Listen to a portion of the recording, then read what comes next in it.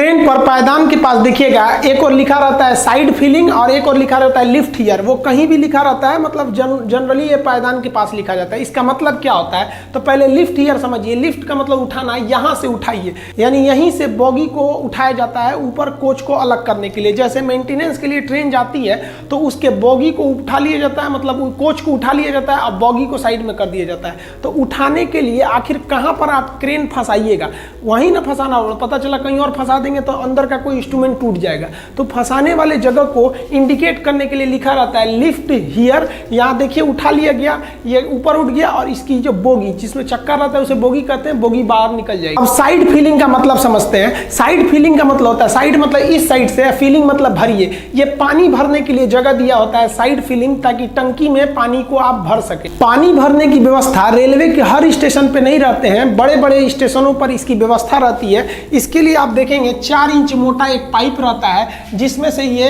Flexible pipe निकले रहते हैं। इन पाइप की मदद से हम यहाँ से रेलवे का कोई स्टाफ इस साइड फीलिंग जहाँ रहता है वहाँ उस पानी को भरने लगता है। ये पानी कहाँ जाता है, तो ये उस कोच के टंकी में जाता है। एक कोच में 4 टंकी रहती है, 2 इस साइड के बाथरूम में, हर बाथरूम की टंकी अलग रहती है। तो 2 इस साइड में, 2 इस साइड में रहती है, यानी टोटल 4 टंकी रहती है। और एक टंकी की जो कैपेसिटी होती है वो 500 लीटर रहती है और इसको भरने में 20 मिनट का समय लगता है। तो ये आप देखिए टोटल कैपेसिटी कितनी हो जाएगी, 500 लीटर की एक रहती है। ऐसे ऐसे 4 टंकी रहते हैं क्योंकि 4 बाथरूम रहता है एक डिब्बे में, तो टोटल 2000 लीटर इसमें भरा जाता है। लगभग 20 मिनट में इसे भर दिया जाता है। ये रेलवे स्टाफ का काम होता है कि जैसे ट्रेन आके लगेगी तुरंत उसको भरना है, इसीलिए उसे ढूंढना ना पड़े ताकि ट्रेन लेट ना हो। वहाँ स्पष्ट लिख दिया जाता है साइड फीलिंग, यहीं से आप उसको भरिए। लेकिन ससुरा एक दिक्कत आ गया, एसी का जो डिब्बा होता है ना उसमें यहीं पर एसी लगा रहता है। अब बताइए जहां टंकी बनाना था वहां एसी लग गया, अब क्या करेंगे। एसी के डिब्बों को देखिएगा तो इस साइड में ये थोड़ा सा पचके होते हैं। यहाँ पे देखिए ये थोड़ा सा ये ना, ये साइड से ये थोड़ा सा पचका हुआ है। क्यों पचका है, क्योंकि वहां टंकी नहीं है, वहां पर क्या लगा हुआ है, एसी। जबकि आप नॉर्मल ट्रेनों को देखेंगे जिसमें एसी नहीं है वो एक बराबर रहते हैं सब। अब यहाँ एसी लगे होने की वजह से हमको टंकी कहीं और सेट करना पड़ेगा, इसीलिए टंकी नीचे सेट कर दिया जाता है, जिसे 2 ड्रम सिलिंड्रिकल टाइप के दिखाई देते हैं, जिसे वाटर टैंक है, इसी में से पानी का यूज किया जाता है। अब ये जो एसी लगे होते हैं इसे हम कहते हैं रूफ माउंटेड पैकेज यूनिट। ये 2 ठो एसी होते हैं, एक इस दरवाजे के ऊपर होते हैं, एक उस साइड के दरवाजे पर होते हैं। हर एसी की क्षमता 7 टन होती है, इसलिए एक ट्रेन के कोच में एक डिब्बे में 2 एसी है, अतः 7 दूनी 14 टन इनकी क्या हो गई, क्षमता हो गई। ये चलते हैं 415 वोल्ट के 3 फेज एसी सप्लाई से। इन्हें जनरेटर द्वारा दे दिया जाता है 3 फेज एसी सप्लाई।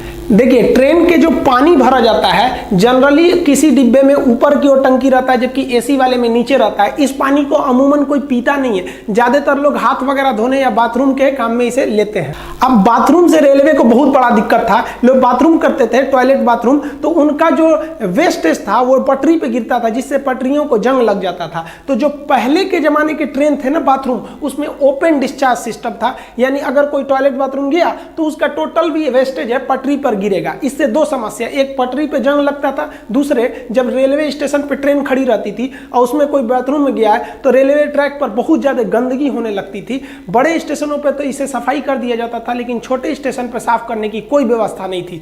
इससे बचने के लिए रेलवे ने ओपन डिस्चार्ज सिस्टम को बंद किया। आप देखे होंगे पहले के ट्रेन में एक पाइप ऐसे लटका रहता था नीचे साइड में, ओपन डिस्चार्ज, इसमें कोई रोकने के लिए कोई व्यवस्था नहीं थी, सीधे नीचे गिर जाता था। इसके जगह पर रेलवे इस राउंड शेप के टंकी को लाया, बाथरूम को सेट किया, जिसे कहा जाता है control discharge toilet system. Shortcut में कहेंगे तो CDTC। ये क्या करता है, ये टॉयलेट को कंट्रोल करके रखता है जब तक कि ट्रेन प्लेटफॉर्म को ना छोड़ दे। अब इस ससुरा को कैसे पता चलेगा कि ट्रेन में प्लेटफॉर्म को छोड़ दी, तो इस पे एक सिस्टम लगा रहता है कि जब तक ट्रेन की स्पीड 30 नहीं हो जाती है, 30 किलोमीटर पर आवर, तब तक इसके अंदर से डिस्चार्ज का ढक्कन खुलेगा ही नहीं कि बाहर नीचे गिरे। लेकिन इस विधि द्वारा आप गंदगी को रोक सकते हैं, लेकिन गंदगी थोड़े दूर पर तो हो ही रही है और ट्रैक को भी ज़्यादा खतरा हो रहा है क्योंकि उस पर जंग लग रहा है। इसके लिए 2011 में DRDO ने एक बैक्टीरिया के मदद से एक टॉयलेट को बनाया जिसे हम कहते हैं बायो टॉयलेट। बायो टॉयलेट आप देखे होंगे आजकल हर एक ट्रेन में मिलेगा, एक चौकोर डब्बा लगा रहता है इस साइड में, इसके अंदर कई ठो पार्ट बने रहते हैं, उसमें बैक्टीरिया जीवाणुओं को डालकर DRDO भेजी रहती है। ये क्या करते हैं, हमारे टॉयलेट बाथरूम को उसको डिकम्पोज कर देते हैं, उसको छोटे छोटे टुकड़ों में तोड़ देते हैं, डिकम्पोज कर देते हैं और गैस बनाकर वो निकल जाते हैं। इसमें किसी तरह का मेंटेनेंस भी नहीं है, ट्रैक पे गंदगी भी नहीं होगी और ट्रैक भी जंग लगने से बच जाएगा। अतः अभी के समय में जितने भी टॉयलेट है वो DRDO द्वारा बनाए गए बायो टॉयलेट का ही यूज हो रहा है। ये सब आउटडेटेड हो चुके हैं। बायो टॉयलेट की एक खराबी है कि अगर उसमें आप कलम या कुछ कचरा प्लास्टिक डाल देंगे तो बैक्टीरिया अच्छा से काम नहीं कर पाएंगे, इसलिए लिखा रहता था कृपया इसमें कचरा न डालें।